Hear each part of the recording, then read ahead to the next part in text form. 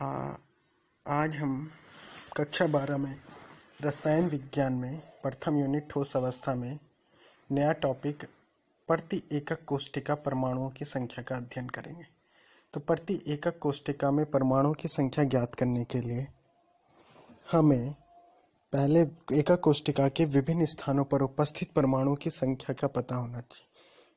संख्या का जो योगदान होता है वो पता होना चाहिए, यानी एकक कोष्ठिका में विभिन्न स्थानों पर जो परमाणु उपस्थित होते हैं उनका एकक कोष्ठिका में कितना योगदान होता है।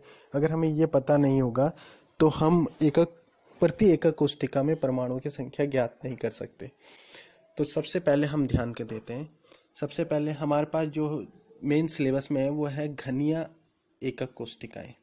तो जो घनीय एकक कोष्ठिकाएं होती हैं वो तीन प्रकार की होती है। एक सरल घनीय एकक कोष्ठिका, एक होती है फलक केंद्रित घनीय कोष्ठिका और एक होती है अंतः केंद्रीय घनीय एकक कोष्ठिका। तो इनका प्रति एकक कोष्ठिका परमाणु की संख्या ज्ञात करने के लिए सबसे पहले हमें पता होना चाहिए कि किस स्थिति में परमाणु का योगदान कितना होता है। तो देखिए, घन में 8 कोने होते हैं और 8 कोनों पर अगर 8 परमाणु है तो इसका मतलब ये नहीं है कि उस एकक कोष्ठिका में 8 परमाणु उपस्थित है। जो 8 परमाणु है वो कोने वाले जो परमाणु होते हैं 8 एकक कोष्ठिकाओं से घिरे होते हैं।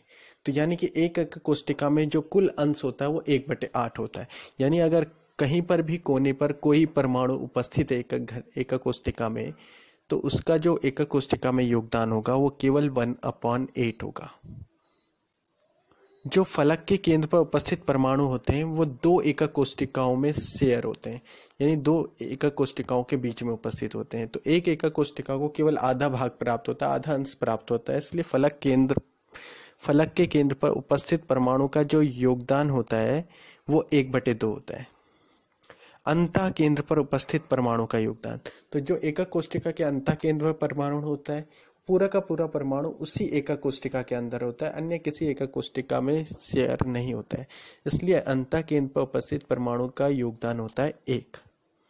अगर कोई परमाणु किनारों पर उपस्थित है, किनारे जैसे घन में 12 किनारे होते हैं, तो अगर किनारों पर कोई परमाणु उपस्थित है तो किनारे पर उपस्थित परमाणु का जो योगदान होगा वो 1/4 होगा। अब सबसे पहले हम देखेंगे कि प्रति एकक कोष्ठिका में परमाणु की संख्या कैसे ज्ञात की जाती है। तो प्रति एकक कोष्ठिका में परमाणु की संख्या को हम Z मानते हैं और Z बराबर हो जाएगा Nc/8 plus Nf/2 plus Nb/1। Nc क्या चीज है? Nc है कोने पर उपस्थित परमाणुओं की संख्या। अगर कोने पर 8 परमाणु है तो उसको 8 से भाग कर देंगे, कोने पर 6 परमाणु है तो उसको 8 से भाग कर देंगे, यानी कोने पर कोई कितने भी परमाणु उपस्थित है उसको 8 से भाग करना है।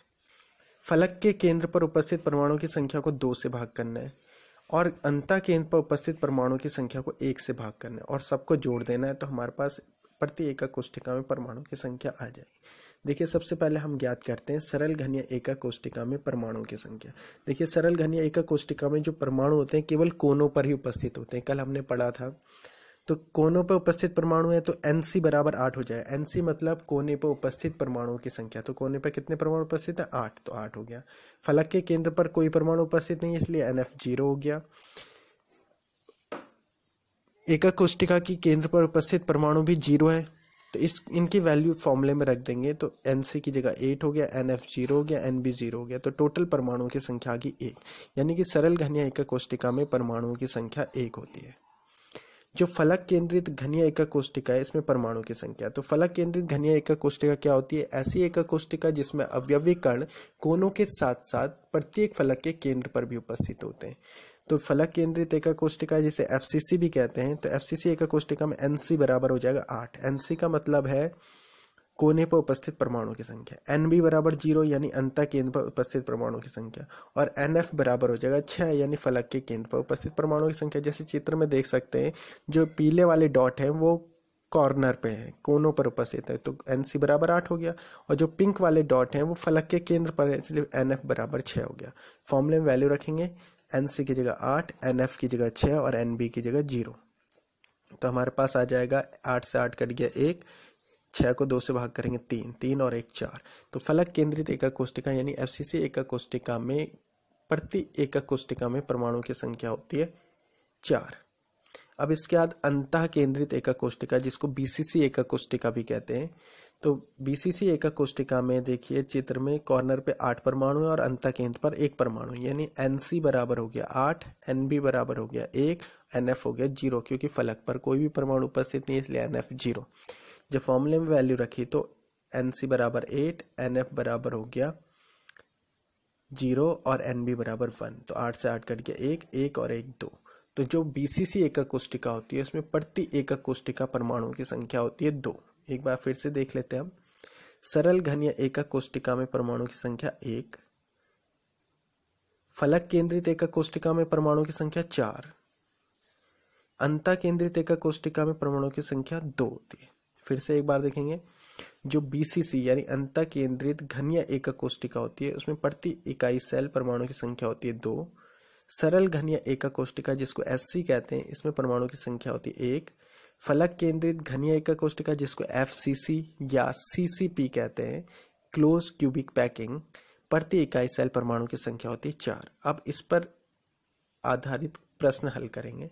पहला प्रश्न देखिए, किसी यौगिक की इकाई सेल के सभी कोनों पर ए धनायन A+ उपस्थित है तथा अंतः केंद्र पर ऋणायन B- उपस्थित है, इस यौगिक का सरलतम सूत्र क्या होगा? तो सूत्र निकालने के लिए देखिए पहले हमें A धनायन की संख्या ज्ञात करनी पड़ेगी। तो प्रति इकाई सेल धनायनों की संख्या कितनी होगी? देखिए जो धनायन है वो कहाँ पर उपस्थित है? कोनों पर। कितने कोने होते हैं? 8। तो 8 हो गया।